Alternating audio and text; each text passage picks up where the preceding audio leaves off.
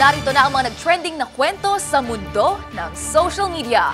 45 anyos na ginang sa Indonesia patay matapos lamunin ng buo ng isang ahas. Support staff nagmarcha sa graduation rites ng isang universidad. Netizens na antig.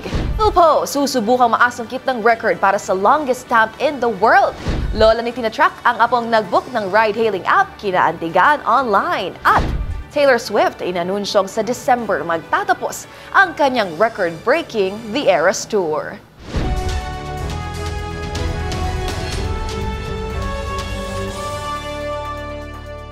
Sure ako ang lahat ng kwento o viral video ay hindi umaabot sa wall mo at mga trending na hindi mo akalain, yun pala ang totoong kwento.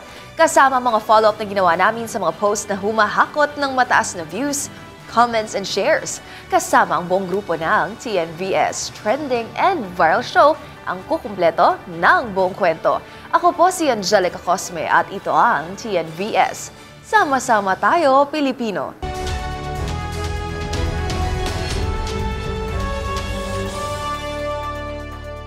Para sa ating unang trending story, salamat ate at kuya. Bukod kay ma'am at sir, marami pa ang naging bahagi at kasangga natin sa #Buhay Estudyante. Yan ang pinatunayan sa inihandog na Moment of Appreciation ng University of Santo Tomas sa Maynila nang ibaling nila ang spotlight sa mga support staff at non-teaching personnel na kanila ring pinagmarcha sa ginanap na graduation rites kamakailan. Rinig ang hiyawan at pagka-proud ng mga estudyante nang masaksihan ito, gayon din ng mga netizen na nagantig sa inisyatibong ito ng universidad. Ang buong kwentong iyan ibabahagi sa atin ni Rose Bobiera.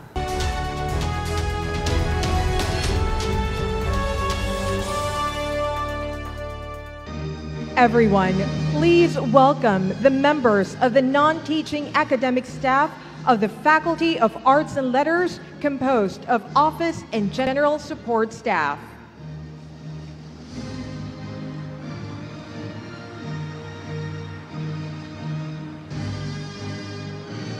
Palakpakan at hiyawan. Yan ang sumalubong sa mga support staff mula sa University of Santo Tomas na kabilang sa mga nagmarcha sa ginanap na graduation rites ng Faculty of Arts and Letters kamakailan. Kabilang dito ang mga security guard, janitor, custodian at iba pang non-teaching personnel. Matapos ipakilala, nagmarcha ang mga staff tungo sa entablado. Dito, maririnig ang mas malakas pang hiyawan mula sa mga estudyante na kanilang nakakasalamuha araw-araw. Na tila ba proud na proud dahil ang ilan pa rito ayon sa marami ay naging kaibigan na nila. Ang mga empleyadong ito ang tinatawag na unsung heroes ng marami. Pinapanatili nila ang kapayapaan sa paaralan upang masiguro na komportableng makakapag-aral ang mga mag-aaral. Kaya todo suporta ang lahat ng dumalo sa graduation nang sila na ang nabigyan ng spotlight. Humanga naman ang mga netizens sa inisyatibong ito ng universidad. Marami ang nagpahayag ng papuri sa comments section. Ikapa nga ng isa, ito raw ang tamang paraan ng pagkilala at hinikayat ang ibang institusyon na ganitong trend ang ikalat at pasikatin. Ayon pa sa isa, higit pa raw sa pakilala ang ipinamalas dito, kundi ang pagiging inklusibo at pagpapakita ng pagkapantay-pantay sa paaralan. Sumunod na rin ang College of Science sa UST na nagbigay ng papugay sa mga support staff mula sa kanilang kolehiyo kamakailan. At sa kasalukuyan, ang video na ito na pinost ng The Flame, ang opisyal na pahayagan ng universidad, ay may 2.5 million views at 22,000 shares. Para sa DZRH TV, ito si Rose Bobiera. Sama-sama tayo, Pilipino.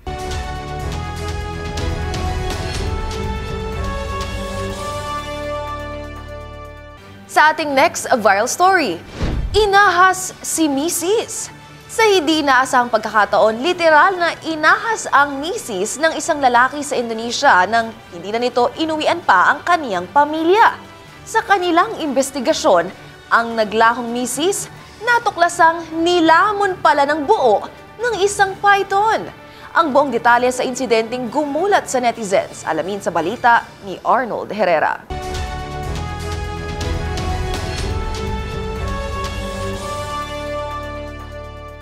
Hindi na nakauwi pa sa kanyang pamilya ang 45 anyos na ginang na si Farida sa South Sulawesi, Indonesia matapos itong literal na ahasin, hindi ng kabit kundi ng isang sawa.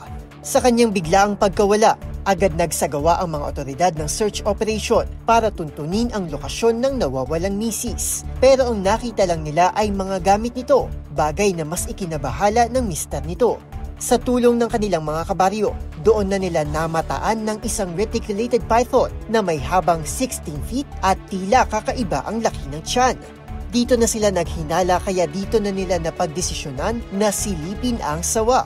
At nang buksan nila ang tiyan ng ahas, agad na tumambad sa kanila ang ulo ni Farida at ang kanyang patay na katawan 3 araw matapos nitong maglaho.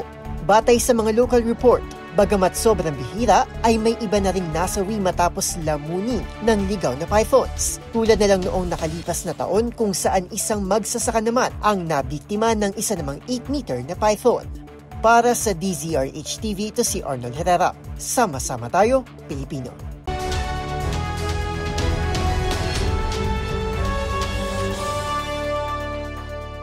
Sa ating next trending topic, Lola's unconditional love. Sabi nga nila, wala nang papantay sa pagmamahal ng isang magulang para sa kanilang anak. Pero para sa mga apo dyan, sigurado kong agree ang ilan na wala ring mas tatamis pa sa pagmamahal ng ating mga lolo't lola. Gaya na lang ng viral post na ito kung saan makikita ang isang lola na binabantayan ng apo na nagbook ng ride-hailing app. Sabay-sabay tayong maantig sa trending report ni Millie Borja.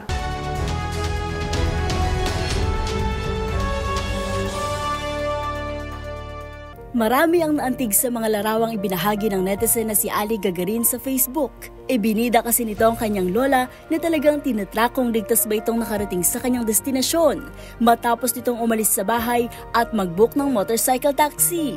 Sa caption, sinabi ni Ali na kahit hindi marunong ang kanyang lola Pining sa paggamit ng application, matyaga niya raw sinusulat ang pangalan ng rider, plate number ng motorsiklo nito at nakatutok kung nakarating ba sila sa tamang lugar na pupuntahan. Bukod sa pagbabantay, hindi rin daw nakalilimutan ng kanyang lola na ipaalala kay Kuyang Rider na magdahan-dahan sa pagmamaneho at mag-ingat sa biyahe. Dagdag pa nito, 84 anyos na ang matanda pero nais pa rin itong matutong gumamit ng cellphone para mas matrack pa ang kanyang mga apo sa ride-hailing apps. Kaya naman sa huli, nanawagan si Ali sa mga netizen na pahalagahan at mahalin ang kanilang lola habang nariyan at kasama pa nila. Umula naman ng suporta mula sa kanyang pamilya ang comment section. Komento ng isa, mula noon hanggang ngayon, hindi pa rin talaga napapagod si Lola Pining na magpaalala at magmalasakit, hindi lang sa kanyang mga anak, kundi maging sa mga apo. Ilan pang komento ang nagpakita ng suporta at pagmamahal para sa lola ni Ali. Ang post ni Ali, humabot na ng higit 40,000 reactions at 14,000 shares. Para sa DZRH TV, ito si Millie Borja, sama-sama tayo, Pilipino.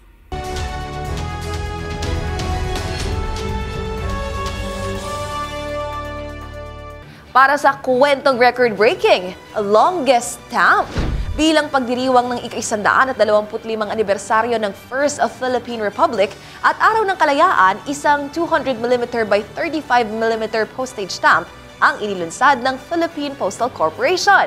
Sa pamamagitan ng commemorative stamp na ito, susubukan ng PhilPost na makasungkit ng record para sa pinakamahabang stamp sa buong mundo.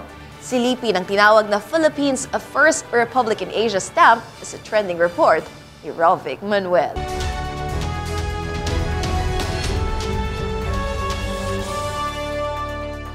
Nakatakda para sa isang Guinness World Record ang inilabas ng Philippine Postal Corporation o PhilPost na pinakamahabang postage stamp. Ang commemorative stamp na ito ay may habang 200mm by 35mm bilang bahagi ng selebrasyon ng ika-126 na anibersaryo ng kalayaan ng Pilipinas at pagunitan na rin sa 125th anniversary ng First Philippine Republic. Pinamagatan nitong Philippines First Republic in Asia, tampok ang ilang makasaysayang kaganapan mula sa proklamasyon ng kalayaan ng Pilipinas noong 1898 hanggang sa deklarasyon ng First Philippine Republic noong 1901. Ilan sa mga makikita sa stamp na ito ay ang pagdating ni dating Pangulong Emilio Aguinaldo sa Malolos, Bulacan, inaugurasyon ng First Philippine Republic sa Baraswain Church, ang Philippine-American War, bayaning si Andres Bonifacio sa Pangasinan at iba na disenyo ng artist na si Roderick C. Makutay gamit ang iridescent ink. 9,000 piraso ang inilabas na kopya ng PhilPost sa tinawag na Philippines First Republic in Asia stamp simula noong June 12 at mabibili sa halagang 125 pesos. Para sa DZRH TV, ito si Rovic Manuel sa Masama Tayo, Pilipino.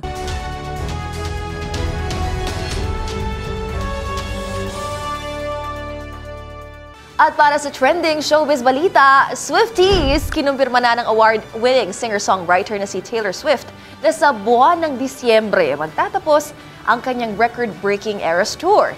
Ang announcement na ito ginawa ng Lover hitmaker sa gitna ng kanyang ika-100 show na ginanap sa Liverpool, England. Ang iba pang detalye tutukan sa Showbiz Report na ito.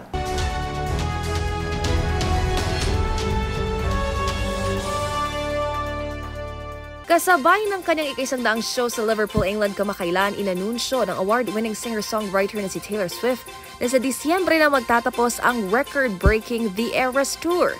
Sa ngayon, kung titignan ng Eras Tour December schedule ng Lover hitmaker, 3 shows na lamang ito sa Vancouver o mula sa December 6 hanggang 8. Marso noong nakarang taon ang umarangkadang road tour ni Taylor Swift sa US, pero ayon sa mga awit, parang feeling niya kailan lang ito nagsimula dahil labis daw siyang nag-enjoy ng magtanghal sa fans o Swifties across the globe. Bagong European leg ng Eras Tour, unang nag-perform si Tay-Tay sa Mexico, South America, Asia at Australia.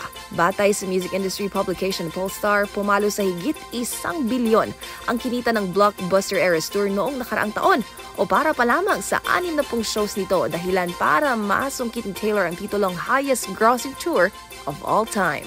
Last April, inilabas ni Taylor ang kanyang double album na The Tortured Poets Department na 6 na linggong nag-number 1 sa Billboard 200 Albums chart.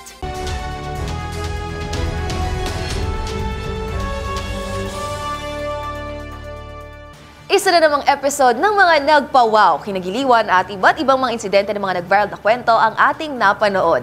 Kaya naman, kung meron din po kayo mga katulad na istorya ay i-share nyo na yan sa ating comment section o kaya naman itag nyo rin kami sa TikTok at DZRH News. Pero bago po kami tuluyan magpaalam, ito na, 10 days na lang, Aliwan Fiesta na!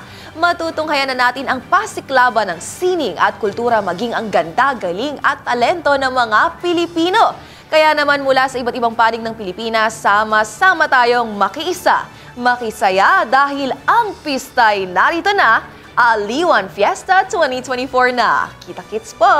At yan ang mga kwento sa likod ng mga nagba-viral na video kasama ang buong grupo ng TNVS, Trending and Viral Show. Assignment po namin na kapag may nag-trending, aalamin, bubuin at i-follow up namin ang mga detalye para kapag nakita mo ang viral video na may nag-share, ikaw na ang magdagdag ng mga impormasyong nalaman mo sa TNVS, Trending and Viral Show. Mula sa kauna-unahan sa Pilipinas, DZRH, ako po si Angelica Cosme. Sama-sama tayo, Pilipino.